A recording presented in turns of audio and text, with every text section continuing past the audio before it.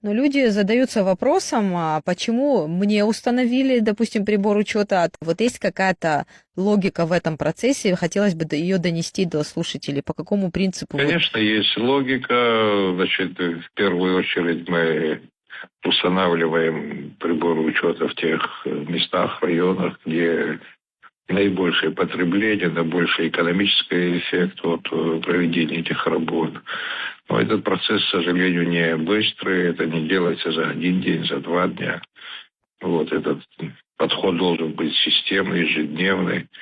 И очень много сопроводительных работ, которые надо провести параллельно для того, чтобы этот прибор учета установили. Даже не просто провести и поставить прибор учета.